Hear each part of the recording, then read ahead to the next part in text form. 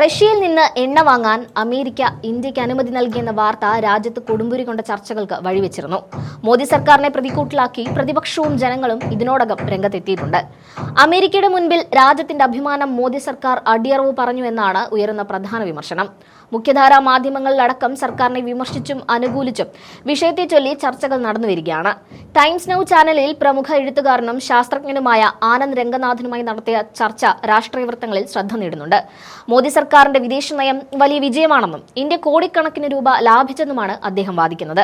എന്നാൽ ഈ വാദങ്ങൾ എത്രത്തോളം ശരിയാണെന്നും സാധാരണക്കാരന് ഇതിന്റെ ഗുണം കിട്ടുന്നുണ്ടോ എന്നും നമ്മൾ പരിശോധിക്കേണ്ടതുണ്ട്.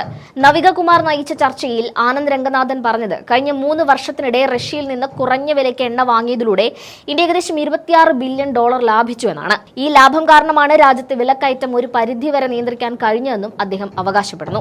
അമേരിക്കൻ പ്രസിഡന്റ് ഡൊണാൾഡ് ട്രംപ് ഇന്ത്യയെ ഭീഷണിപ്പെടുത്തുന്നു എന്ന പ്രതിപക്ഷത്തിന്റെ ആരോപണത്തെ അദ്ദേഹം പൂർണ്ണമായും തള്ളിക്കളയുകയാണ്.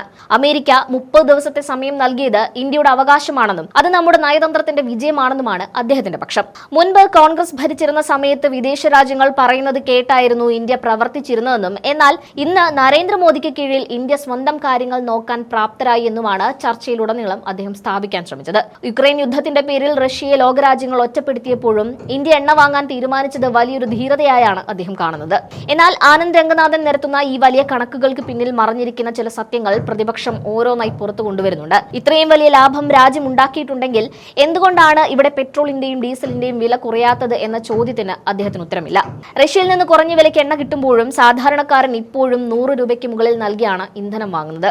അപ്പോൾ ആനന്ദ് രംഗനാഥൻ പറയുന്ന ഈ $26 ബില്യൺ ലാഭം ആരുടെ പോക്കറ്റിലേക്കാണ് പോകുന്നത്? ഇത് കേന്ദ്ര സർക്കാരിന്റെ നികുതി വരുമാനം കൂട്ടാനും റിലയൻസ് പോലുള്ള വമ്പൻ സ്വകാര്യ കമ്പനികളുടെ ലാഭം വർദ്ധിപ്പിക്കാനും മാത്രമാണ് സഹായിക്കുന്നതെന്നാണ് പ്രതിപക്ഷം ആരോപിക്കുന്നത്. സാധാരണക്കാരന്റെ അടുക്കള ബജറ്റിൽ ഈ ലാഭം ഒരു മാറ്റവും ഉണ്ടാക്കിയിട്ടില്ല.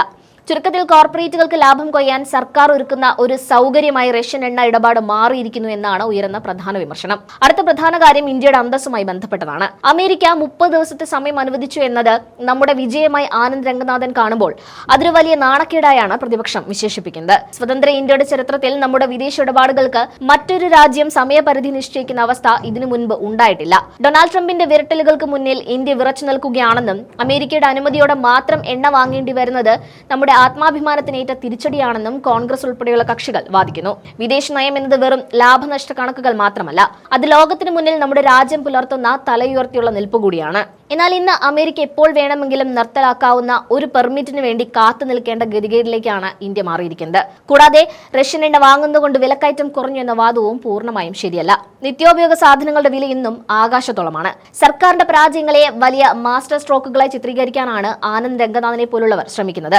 റഷ്യൻ എണ്ണ വാങ്ങുന്നതുകൊണ്ട് ഇന്ത്യ വലിയ സാമ്പത്തിക ലാഭം ഉണ്ടാക്കിയെന്ന് വാദിക്കുമ്പോഴും സാധാരണക്കാരന് അതിന്റെ ഒരു ഗുണവും ലഭിക്കുന്നില്ല എന്നതാണ് ഏറ്റവും വലിയ വൈരുദ്ധ്യം.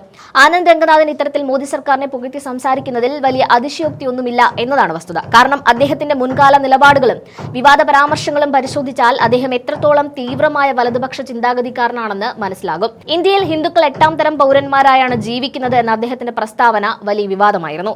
ഭരണഘടന പോലും ഹിന്ദുക്കൾക്ക് എതിരാണെന്നും ക്ഷേത്രങ്ങൾ സർക്കാരിന്റെ നിയന്ത്രണത്തിൽ നിന്ന് മോചിപ്പിക്കണമെന്നും അദ്ദേഹം നിരന്തരം വാദിക്കാറുണ്ട്. കൂടാതെ കോൺഗ്രസ് പാർട്ടിയെ പുതിയ മുസ്ലിം ലീഗ് എന്ന് വിശേഷിപ്പിക്കാനും അദ്ദേഹം മടിക്കാറില്ല.